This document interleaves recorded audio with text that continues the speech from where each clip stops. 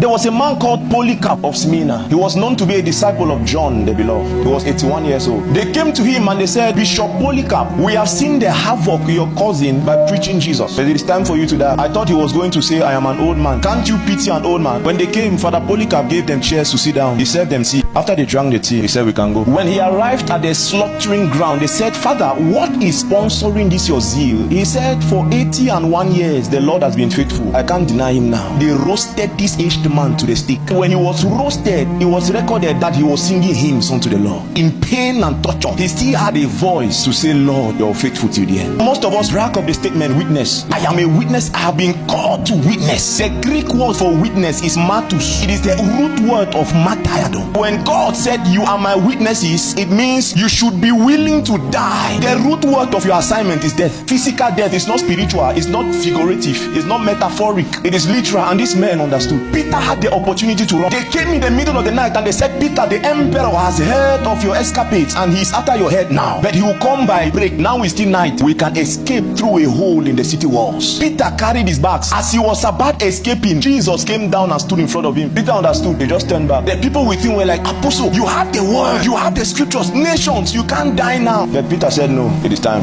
When they were about to crucify Peter, Peter said, hold on. They thought he was about to beg. He said, please, when crucify me upside down. I can't die like my master. Turn me upside down. And this is the same Peter you study the book of Peter sleeping. You study the writings of Paul sleeping. Prophet Agabus came to him and said, sir, I saw in a vision and I'm seeing it now. Where you're going to, you will be bound with fetters. You will die like a chicken. Paul said, relax. What you're operating under is gift. Whatever happens to me in Rome meant to happen. On the day he was about to die, church history says that when the Roman soldiers came to bundle Paul, they knocked at his door. He told them to hold on. He wants to write a last message to Timothy. And the last words were, I have fought with fight. I have run the race. There remaineth for me a crown of life. After he wrote that, he said, come and take me. He went to the public square and he was beheaded. Hope you know the way they behead you in those days is not with sharp daggers. The pain must be excruciating. That is why the daggers were blunt. The same thing happened with Perpetua and Felicity. When killing Felicity, Felicity had to beg the guy, please put the knife here. The pain is too much. Because they gave the knife to a novice. He didn't know how to slaughter, so he was missing at every shot. He attempted like 5 times. You can imagine the state of Perpetua's neck. She said, sir, don't torment me any longer. Let me teach you how to kill somebody. Put here. This is where the windpipe is. They slew her. And then someone is desiring to enter the same heaven with this kind of man. You who cannot withstand hunger, house rent is your issue. Simple church dedication is an issue. Inconsistencies are issue. When we mention things like dying for God, somebody is saying,